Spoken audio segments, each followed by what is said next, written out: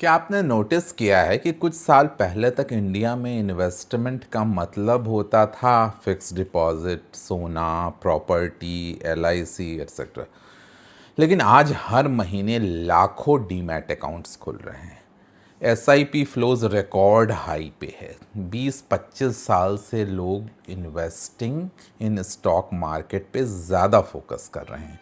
छोटे शहरों में भी मार्केट पार्टिसिपेशन एक्सप्लोड हो रहा है। और सबसे इंटरेस्टिंग बात, बहुत लोगों को लगता है कि इंडिया में इन्वेस्टिंग बूम ऑलरेडी हो चुका है, लेकिन रियलिटी शायद बिल्कुल अपोजिट हो सकती है।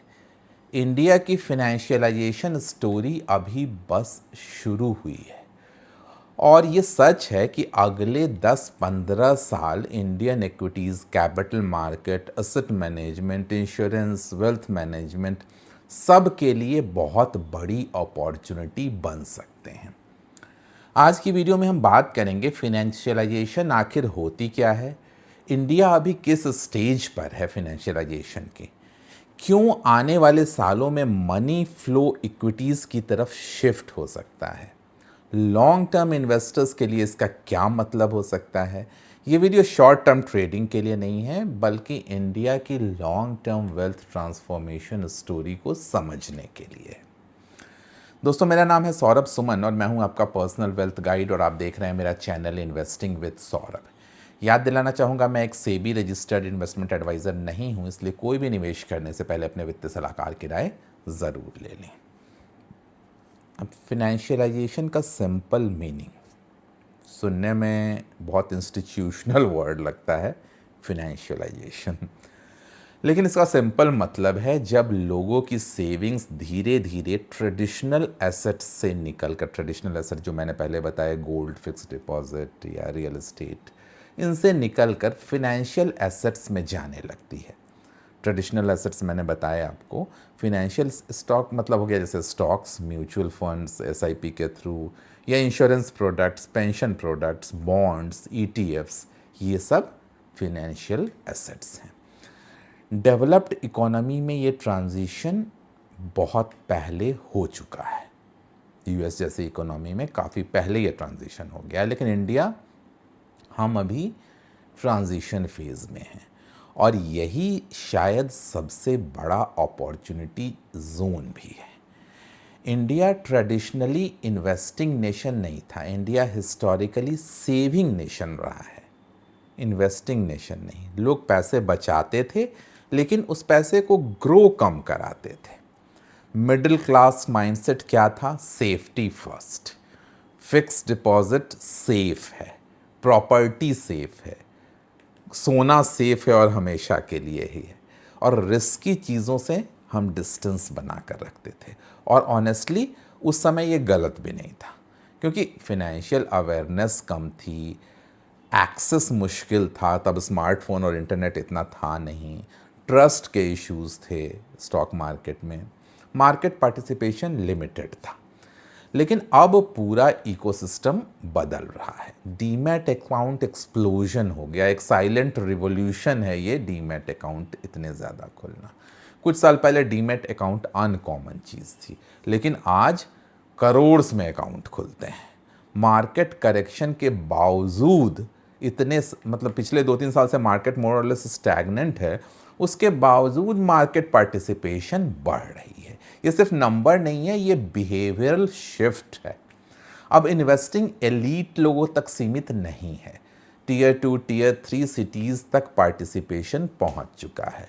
Young professional, salaried class, freelancers, small business owners, even students सब धीरे धीरे मार्केट को समझ रहे हैं। और ध्यान दीजिए, इंडिया की पॉपुलेशन के कंपैरिजन में अभी भी स्टॉक मार्केट पेनिट्रेशन बहुत लो है, मतलब ग्रोथ रनवे अभी बहुत लंबा है। एसआईपी की boom, one of the biggest structural change. पहले लोग इन्वेस्टिंग को गैम्बलिंग समझते थे, अब मंथली एसआईपी को डिसिप्लिन समझते हैं। ये बहुत बड़ा कल्चरल शिफ्ट है। क्यों? क्योंकि एसआईपी सिर्फ इन्वेस्टमेंट प्रोडक्ट नहीं है, ये एक बिहेवियरल हैबिट है। सैलरी आती है, ऑटोमेटिकली एसआईपी कट जाता है, long term wealth creation system बनता है। और यही रीज़न है कि मार्केट करेक्शन में भी डोमेस्टिक फ्लोज स्टेबल रहने लगे हैं। पहले फॉरेन मनी मार्केट डायरेक्शन तय करती थी, अब डोमेस्टिक इन्वेस्टर भी पावरफुल फोर्स बनते जा रहे हैं और ये एक मैच्योर मार्केट का साइन है। इंश्योरेंस पेनिट्रेशन अभी भी लो है। इंडिया में इंश्योरेंस अवेयरनेस इंप्रूव हुई है, लेकिन पेनिट्रेशन अभी भी डेवलप्ड कंट्रीज से काफ़ी कम है।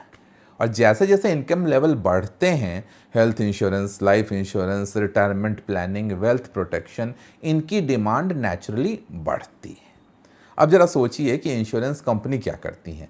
वो massive long term capital market में डिप्लॉय करती हैं अपना पैसा। इसका मतलब इंश्योरेंस में जो आप पैसा दे रहे हैं वो अल्टीमेटली स्टॉक मार्केट में ही इन्वेस्ट हो रहा है।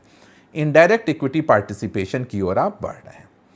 फिनेंशियलाइजेशन सिर्फ स्टॉक मार्केट स्टोरी नहीं है, ये पूरा फिनेंशियल इकोसिस्टम है जो ग्रो करता है। फिक्स डिपॉजिट से इक्विटी की तरफ शिफ्ट क्यों हो रहे हैं? सबसे इंपॉर्टेंट क्वेश्चन, लोग एफडी माइंडसेट से बाहर क्यों आ रहे हैं? पहला रीज़न, इन्फ्लेशन की रियलिटी लोग समझने लगे हैं। अगर इन्फ्लेशन 6% है और फिक्स डिपॉजिट टैक्स के बाद बेयरली इन्फ्लेशन को बीट कर पा रहा है, तो रियल वेल्थ क्रिएशन मुश्किल हो जाती है। लोग धीरे धीरे इस चीज़ को समझ रहे हैं। लोगों में फिनेंशियल अवेयरनेस आ रही है। YouTube, social media, financial creators, apps हैं, इंफॉर्मेशन डेमोक्रेटाइज हुई है, फ्री हुई है। पहले इन्वेस्टिंग नॉलेज बहुत सीमित था। आपको सिर्फ जो एजेंट्स थे उनके थ्रू इन्फॉर्मेशन मिलता था कि कौन कौन से फिनेंशियल प्रोडक्ट्स हैं, किस में इन्वेस्ट करना चाहिए, और लोग उन पर ब्लाइंडली ट्रस्ट करके इन्वेस्ट भी कर देते थे और कई बार वो मिस सेलिंग करते थे, मिस गाइड करते थे, जिसकी वजह से ट्रस्ट का भी इशू था। अब एसेसिबिलिटी, इंफॉर्मेशन की एसेसिबिलिटी बहुत बढ़ गई है। टेक्नोलॉजी रिवॉल्यूशन आ गया। आज इन्वेस्टिंग शुरू करने में सिर्फ चंद मिनट में आपके डीमैट अकाउंट मोबाइल ऐप के थ्रू खुल जाता है। यूपीआई आ गया है, जिससे कि विद इन सेकेंड्स आपके पैसे ट्रांसफ़र हो जाते हैं। ऑनलाइन केवाईसी हो जाता है। डिस्काउंट ब्रोकर्स अवेलेबल हैं। बैरियर ऑलमोस्ट ख़त्म हो चुका है। और साथ में है हमारा young population, the fresh blood of India. India young country है। Young population naturally higher risk tolerance रखता है, लॉन्ग इन्वेस्टमेंट होराइजन रखता है, ग्रोथ एसेट्स प्रेफर करता है, और ये लॉन्ग टर्म स्ट्रक्चरल एडवांटेज हो सकता है इंडिया के लिए। रियल एस्टेट साइकोलॉजी भी शिफ्ट हो रही है। इंडिया में दशकों तक प्रॉपर्टी को अल्टीमेट इन्वेस्टमेंट टूल माना जाता था, लेकिन यंग जनरेशन धीरे धीरे रियलाइज कर रही है कि रियल एस्टेट इलिक्विड है, खरीदना बेचना बहुत मुश्किल है, टिकट साइज बहुत बड़ा है, बहुत बड़ा चंक चाहिए आपको इन्वेस्ट करने के लिए। उसके अलावा मेंटेनेंस इश्यूज़ हैं, लीगल इश्यूज़ हैं, रेंटल यील्ड लो होती है। इसका मतलब प्रॉपर्टी ख़त्म नहीं होगी, लेकिन पोर्टफोलियो एलोकेशन बदल सकता है नेक्स्ट जनरेशन का। लोग मल्टीपल एसेट क्लासेस समझने लगे हैं। And why this matters more for equity market? अब सबसे इंपॉर्टेंट पार्ट कि अगर इंडिया में फिनेंशियलाइजेशन फेज में एंटर कर रहा है तो इसका लॉन्ग टर्म इम्पैक्ट क्या हो सकता है? Simple, domestic liquidity structurally strong होगी और मार्केट इवेंचुअली लिक्विडिटी और अर्निंग ग्रोथ दोनों पर चलते हैं। अगर जीडीपी ग्रो करता है, सेविंग फिनेंशियल एसेट्स में शिफ्ट होती हैं, एसआईपी फ्लो कंटिन्यू रहते हैं, इंश्योरेंस और पेंशन मनी बढ़ता है स्टॉक मार्केट में, तो कैपिटल मार्केट इकोसिस्टम बहुत बड़ा बन सकता है। इसलिए कई एक्सपर्ट्स बिलीव करते हैं कि इंडिया का लॉन्ग टर्म बुल केस अभी सिर्फ जीडीपी स्टोरी तक सीमित नहीं है। फिनेंशियलाइजेशन स्टोरी भी उतनी ही स्ट्रॉन्ग है, लेकिन रिस्क भी हैं। अब एक बैलेंस डिस्कशन जरूरी है। हर बूम परमानेंटली स्मूथ नहीं होगा, कुछ रिस्क भी हैं। एक्सेसिव स्पेकुलेशन चलेगा, इसमें ब्लाइंड ऑप्टिमिज्म वाला फेज भी आएगा। लो क्वालिटी स्टॉक्स में फ्रेंजी बनेंगे, लोग आंख बंद करके पैसा डालेगा और वो पैसा डूबेगा भी। लेवरेज कर्ज ले लेकर लोग स्टॉक मार्केट में पार्टिसिपेट करेंगे। क्विक मनी माइंडसेट की जल्दी 6 महीने में पैसा 2 गुना और 4 गुना करने की कोशिश करेंगे। देखिए, फिनेंशियलाइजेशन हेल्दी तभी है जब इन्वेस्टिंग डिसिप्लिन्ड हो, वरना बबल भी बनेगा। इसलिए एजुकेशन बहुत इंपॉर्टेंट है, समझ बहुत ज़रूरी है, तभी आप पैसा बना पाएंगे और इस फिनेंशियलाइजेशन की स्टोरी से फ़ायदा उठा पाएंगे। लॉन्ग टर्म इन्वेस्टर के लिए सबसे बड़ा लेसन ये है कि इंडिया अगले 10-15 साल फिनेंशियलाइजेशन जर्नी कंटिन्यू करेगा। तो इसी से आपका सबसे बड़ा वेल्थ भी क्रिएट होगा, लेकिन वो क्रिएट होगा आपकी कंसिस्टेंसी से, प्रेडिक्शन से नहीं। हर करेक्शन प्रेडिक्ट करना ज़रूरी नहीं है, लेकिन लॉन्ग टर्म क्वालिटी पार्टिसिपेशन आपका सबसे बड़ा हथियार हो सकता है इस फिनेंशियलाइजेशन जर्नी में।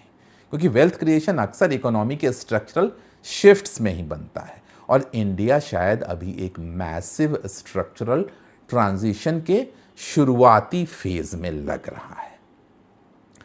आज भी इंडिया की मेजॉरिटी सेविंग ट्रेडिशनल एसेट में पार्क्ड है, गोल्ड, रियल एस्टेट और वैसे फिक्स डिपॉजिट्स। आज भी मिलियंस लोग मार्केट से कंप्लीटली बाहर हैं। आज भी फाइनेंशियल अवेयरनेस अर्ली स्टेज में ही है। तो इमेजिन कीजिए अगले 10-15 साल में फिनेंशियल लिटरेसी जब बढ़ेगी, इनकम लेवल राइज होगा, एसआईपी कल्चर और गांव-गांव तक पहुंचेगा, पेंशन एंड इंश्योरेंस का पेनिट्रेशन बढ़ेगा, इक्विटी ओनरशिप नॉर्मलाइज हो जाएगी, घर घर होगी, तो इंडिया की फिनेंशियल लैंडस्केप कितनी ड्रामेटिकली बदल सकती है। और शायद यही रीज़न है कि स्मार्ट लॉन्ग टर्म इन्वेस्टर सिर्फ नेक्स्ट क्वार्टर नहीं, नेक्स्ट डिकेड को देखने की कोशिश करते हैं। बाकी आपका पैसा, आपकी क्या राय है इस बारे में? क्या इंडिया की फाइनेंशियलाइजेशन स्टोरी अभी शुरुआत में है या ऑलरेडी ओवर हाइप्ड हो चुकी है? कमेंट सेक्शन में लिखकर ज़रूर बताइएगा। और अगर आप market psychology, long term wealth creation, crash analysis, disciplined investing और प्रैक्टिकल इन्वेस्टिंग लर्निंग को डीपली समझना चाहते हैं, तो चैनल का मेंबरशिप भी अवेलेबल है आपके लिए, जहां डीपर डिस्कशन होंगे, एक्सक्लूसिव इंटरैक्शंस होंगे और एक्स्ट्रा लर्निंग बेनिफिट देने की मैं कोशिश करूंगा।